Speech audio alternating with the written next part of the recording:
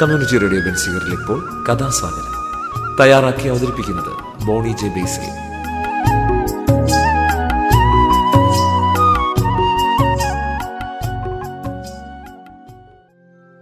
നമസ്കാരം പ്രിയ ശ്രോതാക്കളെ, ഞാൻ ബോണി.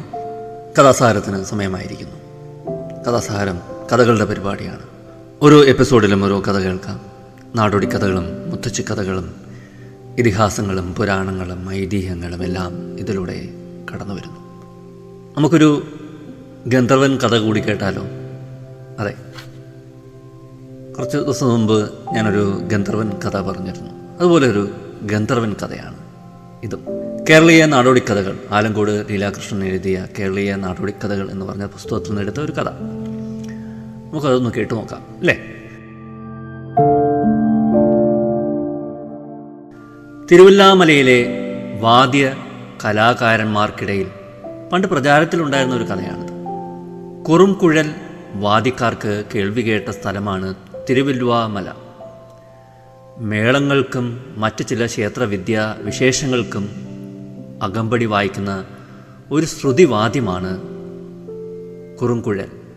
തീർത്തും കേരളീയം എന്ന് വിശേഷിപ്പിക്കാവുന്ന ഈ വാദ്യോപകരണം പക്ഷേ ശ്രുതി ചേർക്കുമ്പോൾ വളരെ പ്രയാസമാണ്. വളരെ വിദഗ്ധരായ കലാകാരന്മാർക്ക് മാത്രമേ കുറുംകുഴൽ ശ്രുതി ചേർത്ത് വായിക്കാൻ സാധിക്കുകയുള്ളൂ. ഈ കഥ നടക്കുന്ന കാലത്ത് തിരുവല്ലുവാമല പ്രദേശത്ത് അത്രയൊന്നും പ്രസിദ്ധനല്ലാത്ത ഒരു കുറുംകുഴൽ വാദ്യ കലാകാരനുണ്ടായിരുന്നു. കുറുംകുഴൽ ശരിക്ക് ശ്രുതി ചേർത്ത് വായിക്കാൻ അറിഞ്ഞുകൂടെങ്കിലും വാദ്യകലയിലെ ചക്രവർത്തിയാണ് താൻ എന്നായിരുന്നു അത്രേ അയാളുടെ നാട്യം. മേളത്തിനൊപ്പം അകമ്പടി വായിക്കാൻ മാത്രമല്ല, കുറുംകുഴലിൽ കച്ചേരി നടത്താൻ വരെ അവിവേകവും സാഹസവും അയാൾക്കുണ്ടായിരുന്നു. അങ്ങനെ ഇരിക്കെ തിരുവല്ലാമല ക്ഷേത്രത്തിൽ ഒരു കുറുംകുഴൽ കച്ചേരി നടത്താൻ അയാൾ സ്വയം ഉത്സാഹിച്ച് അവസരമുണ്ടാക്കി. ആദ്യ അവസാനം അപശ്രുതി നിറഞ്ഞ ആ കച്ചേരി സംഗീതപ്രേമികളെ സംബന്ധിച്ചിടത്തോളം കർണകഠോരമായിരുന്നുവെങ്കിലും സാത്വികരായ കുറേ ഭക്തജനങ്ങൾ കച്ചേരി കേൾക്കുവാൻ അമ്പലവട്ടത്ത് വന്നുകൂടിയിരുന്നു. ആ സമയത്ത് ആകാശചാരിയായ ഒരു ഗന്ധർവൻ തിരുവല്ലുവാമല ക്ഷേത്രത്തിന് മുകളിലൂടെ സഞ്ചരിക്കുന്നുണ്ടായിരുന്നു. ഗന്ധർവന്മാർ സംഗീതകലയുടെ ചക്രവർത്തിമാരാണ്. അവരുടെ ജീവൻ തന്നെ ശ്രുതിമയമാണ്. ലോകത്തിലെ ഏറ്റവും വിശിഷ്ടമായ സംഗീത സമ്പത്തിലെ അധിപതികളാണ് ഗന്ധർവന്മാർ. അതുകൊണ്ട് തന്നെ ഗന്ധർവകുലത്തിനൊരു ശാപവുമുണ്ട്. എപ്പോഴെങ്കിലും അവരുടെ കർണങ്ങളിൽ അപശ്രുതി പതിക്കാനിടവന്നാൽ ജീവൻ നഷ്ടപ്പെട്ട് അവർ നിശേഷ്ടരായിപ്പോവും. പിന്നെ ശ്രുതിബദ്ധവും ഉദ്ധവുമായ മറ്റൊരു സംഗീതാലാപനത്തിന് മാത്രമേ ജീവൻ തിരിച്ചു നൽകി അവരെ ഉണർത്താൻ സാധിക്കൂ. വിധിയെന്ന് പറഞ്ഞാൽ മതിയല്ലോ. തിരുവല്ലാമല ക്ഷേത്രത്തിന് മുകളിലൂടെ സഞ്ചരിച്ചിരുന്ന ഗന്ധർവൻ നമ്മുടെ കുറുംകുഴൽ വാദ്യക്കാരൻ്റെ അപശ്രുതി കേൾക്കാൻ ഇടവരികയും ജീവൻ നഷ്ടപ്പെട്ട് മണ്ണിൽ പതിക്കുകയും ചെയ്തു. അനവധി ദിനരാത്രങ്ങൾ പിന്നീട് നിശേഷ്ടനായി ഗന്ധർവൻ തിരുവല്ലുവാമല താഴ്വരയിൽ കിടന്നു. മാസങ്ങൾക്ക് ശേഷം ഒരു നാൾ തിരുവല്ലുവാമല ക്ഷേത്രത്തിൽ ദരിദ്രനായ ഒരു ബ്രാഹ്മണൻ്റെ സംഗീത കച്ചേരി ഉണ്ടായി. ഭൗതിക ജീവിതത്തിൽ ദരിദ്രനായിരുന്നുവെങ്കിൽ കൂടി സംഗീത സമ്പത്തിൽ മഹാജന്മിയായിരുന്നു ആ ബ്രാഹ്മണൻ. ഷഡ്ജസ്വരൂപം ദർശിച്ചുണർന്ന ബ്രാഹ്മണൻ്റെ ഗാനപ്രവാഹം തിരുവല്ലുവാമല താഴ്വരയെ മുഴുവൻ നാദ ചൈതന്യത്തിൽ ആറാടിച്ചു. ആ സംഗീത ആലാപനം ഗന്ധർവൻ്റെ ജീവനെയും ഉണർത്തി. കച്ചേരി കഴിഞ്ഞ് ഒറ്റയ്ക്ക് വീട്ടിലേക്ക് മടങ്ങുമ്പോൾ ബ്രാഹ്മണൻ്റെ മുമ്പിൽ ജീവൻ തിരിച്ചു കിട്ടിയ ഗന്ധർവൻ പ്രത്യക്ഷനായി. എൻ്റെ ജീവൻ അങ്ങേക്ക് കടപ്പെട്ടിരിക്കുന്നു, ഗന്ധർവൻ പറഞ്ഞു. അമ്പരന്നു പോയ ബ്രാഹ്മണൻ പരിഭ്രമത്തോടെ ചോദിച്ചു, അങ്ങ് ആരാണ്? എന്താണ് അങ്ങ് പറയുന്നത്? നടന്ന സംഭവങ്ങളെല്ലാം ഗന്ധർവൻ വിസ്തരിച്ചു പറഞ്ഞു. ഇനി പറയൂ, എൻ്റെ ജീവൻ തിരിച്ചു നൽകിയതിന് എന്ത് പ്രത്യുപകാരമാണ് ഞാൻ അങ്ങേക്ക് ചെയ്തു തരേണ്ടത്? താൻ സ്വയം അറിയാതെ ചെയ്തതായ ഈ സേവനത്തിന് തനിക്ക് പ്രതിഫലമൊന്നും ആവശ്യമില്ലെന്നായി ബ്രാഹ്മണൻ. അത് പറ്റില്ല. എൻ്റെ ജീവൻ്റെ കൃതാർത്ഥതയ്ക്ക് വേണ്ടിയെങ്കിലും ഞാൻ അങ്ങേക്ക് എന്തെങ്കിലും പ്രത്യുപകാരം ചെയ്തേ പറ്റൂ. അങ്ങ് ദരിദ്രനാണെങ്കിലും അഭിമാനിയാണ്, എനിക്കറിയാം.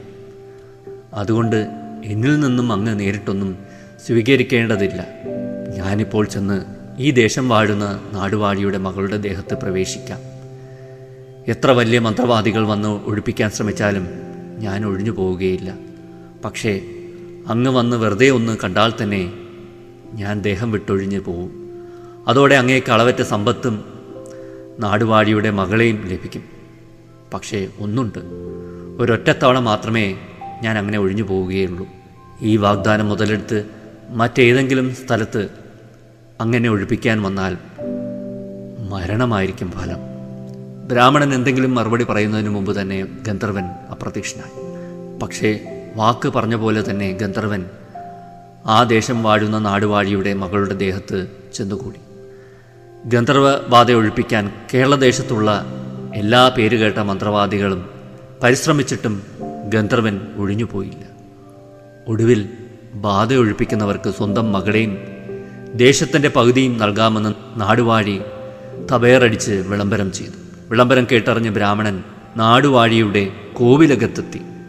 മഹാമന്ത്രവാദികൾ തോറ്റ് തുന്നം പാടിയെടുത്ത് ഈ പാട്ടുകാരൻ നമ്പൂതിരിയാണോ ബാധ ഒഴിപ്പിക്കുന്നത് എന്ന് നാടുവാഴിയുടെ സിൽബന്ധികൾ കളിയാക്കി ചിരിച്ചു. നാടുവാഴി പക്ഷേ തൻ്റെ മകളുടെ ജീവന് വേണ്ടി ഒരു ഭാഗ്യപരീക്ഷണത്തിന് കൂടി തയ്യാറായിരുന്നു. ഹോമത്തിനോ പൂജയ്ക്കോ വേണ്ട യാതൊരുവിധ ഒരുക്കങ്ങളും കൂടാതെ ബ്രാഹ്മണൻ നാടുവാഴിയുടെ മകൾ കിടക്കുന്ന അറയിൽ പ്രവേശിച്ചു. ബ്രാഹ്മണനെ കണ്ടതും ഗന്ധർവൻ അവളുടെ ശരീരം വിട്ടൊഴിഞ്ഞു. പോകുമ്പോൾ ഗന്ധർവൻ പറഞ്ഞു, ഞാൻ എൻ്റെ വാക്ക് പാലിച്ചിരിക്കുന്നു. മേലിൽ അങ്ങും വാക്ക് പാലിക്കണം. ഞാനിനി മറ്റേതെങ്കിലും ദേഹത്ത് ചെന്ന് ബാധിച്ചാൽ അവിടെ എന്നെ ഒഴിപ്പിക്കാൻ വരരുത്. വന്നാൽ അറിയാമല്ലോ, എനിക്കങ്ങേ വധിക്കേണ്ടി വരും. ബ്രാഹ്മണൻ അപ്രകാരം സമ്മതിച്ചു. ഗന്ധർവൻ അപ്രത്യക്ഷനായി. പിന്നീട് നാടുവാഴിയുടെ മകളെ വിവാഹം ചെയ്തു. പാതി ദേശത്തിൻ്റെ അധിപനായി ബ്രാഹ്മണൻ വളരെ നാൾ സുഖമായി ജീവിച്ചു. അക്കാലത്താണ് കൊച്ചി മഹാരാജാവിൻ്റെ മകളുടെ ദേഹത്ത് ഗന്ധർവൻ ബാധിച്ചത്. മലയാള ദേശത്തിനകത്തും പുറത്തുമുള്ള മന്ത്രവാദികളെല്ലാം പഠിച്ച പണി 18 നോക്കിയിട്ടും ഗന്ധർവബാധ ഒഴിഞ്ഞുപോയില്ല. അപ്പോഴാണ് കൊച്ചി മഹാരാജാവ് നമ്മുടെ നാടുവാഴിയുടെ മകളുടെ ദേഹത്തെ ഗന്ധർവബാധയെ ഒഴിപ്പിച്ച ബ്രാഹ്മണനെപ്പറ്റി കേട്ടറിയുന്നത്. നാടുവാഴി കൊച്ചി മഹാരാജാവിൻ്റെ സാമന്തനായതുകൊണ്ട് ഉടനെ തന്നെ ബ്രാഹ്മണനെ കൊട്ടാരത്തിൽ ഹാജരാക്കാൻ രാജകൽപ്പന വന്നു. ബ്രാഹ്മണൻ ധർമ്മസങ്കടത്തിലായി. രാജകൽപ്പന ധിക്കരിച്ചാൽ തൻ്റെ ജീവൻ അപകടത്തിലാവുമെന്ന് മാത്രമല്ല, തൻ്റെ പത്നിയും രാജ്യവും നാടുവാഴിയുമെല്ലാം അത്യാപത്തിൽ പെട്ടുപോകും. അനുസരിച്ചാലാവട്ടെ ഗന്ധർവൻ തൻ്റെ കഥ കഴിക്കുകയും ചെയ്യും. ആപത്ത് അനുഭവിക്കുകയാണെങ്കിൽ താൻ മാത്രം അനുഭവിച്ചാൽ മതിയല്ലോ എന്ന് നിശ്ചയിച്ച് രാജകൽപ്പന അനുസരിക്കാൻ തന്നെ ബ്രാഹ്മണൻ തീരുമാനിച്ചു. കൊച്ചി മഹാരാജാവിൻ്റെ കൊട്ടാരത്തിൽ രാജോചിതമായ സ്വീകരണമാണ് ബ്രാഹ്മണന് ലഭിച്ചത്. ഹോമവും പൂജയും ഒന്നുമില്ലാതെ തന്നെ ബ്രാഹ്മണൻ രാജകുമാരിയുടെ പള്ളിയറയിൽ പ്രവേശിച്ചു. ബ്രാഹ്മണനെ കണ്ടതും ഗന്ധർവന്റെ ഭാവം മാറി. എന്ത്, ഇത്രമാത്രം ധിക്കാരമോ?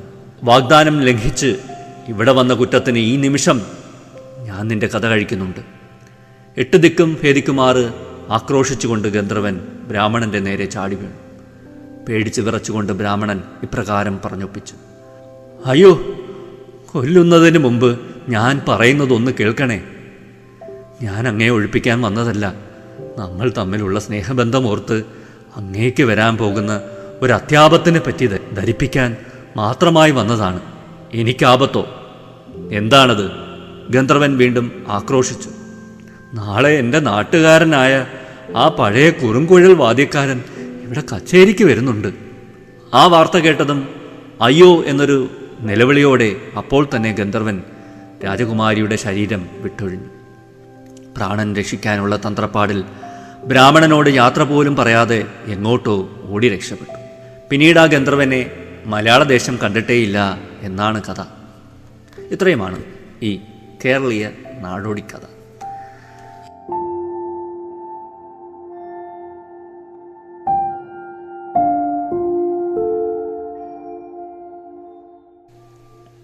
അത്ര നല്ല ഗന്ധർവനൊന്നുമല്ല അല്ലേ? കഥ കേട്ടപ്പോൾ അങ്ങനെ തോന്നി. അപശ്രുതി കേട്ടാൽ ഗന്ധർവന്മാർക്ക് ജീവൻ നഷ്ടപ്പെടും. അത് ഗന്ധർവകുലത്തിൻ്റെ ഒരു ശാപമാണെന്നാണ് ഈ കഥയിൽ പറയുന്നത്. നമ്മുടെ ലോകത്താണെങ്കിൽ അപശ്രുതിക്കൊന്നും കുറവില്ല. നമ്മളെല്ലാം പാടുന്നത് പലപ്പോഴും അപശ്രുതിയാണ്. പലപ്പോഴും ജീവിതത്തിന് തന്നെ ശ്രുതി തെറ്റാറുണ്ട്. ശ്രുതി തെറ്റുന്നത് അത്ര മോശം കാര്യമൊന്നുമല്ല. മനുഷ്യനായാൽ തെറ്റുകുറ്റങ്ങളൊക്കെ ഉണ്ടാവും, അതൊക്കെ ആവശ്യം തന്നെയാണ്. ഗുഡ് ഗേൾ സിൻഡ്രോം കേട്ടിട്ടുണ്ടോ?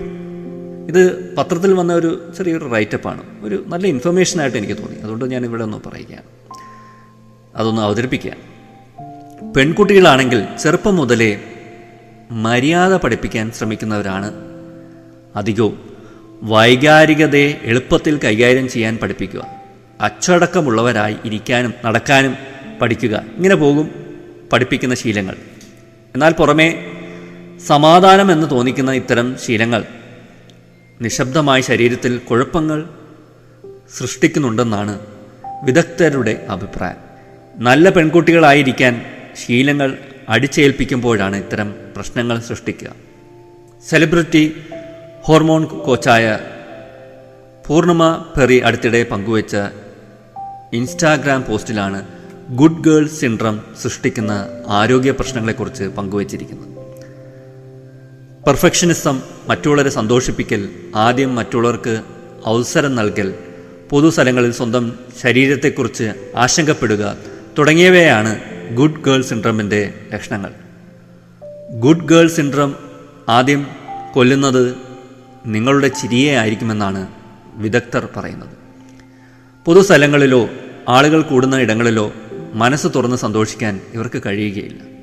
അതുകൊണ്ട് തന്നെ പലതരം ട്രോമകളിലേക്ക് ഈ സാഹചര്യങ്ങൾ എത്തിച്ചേക്കും.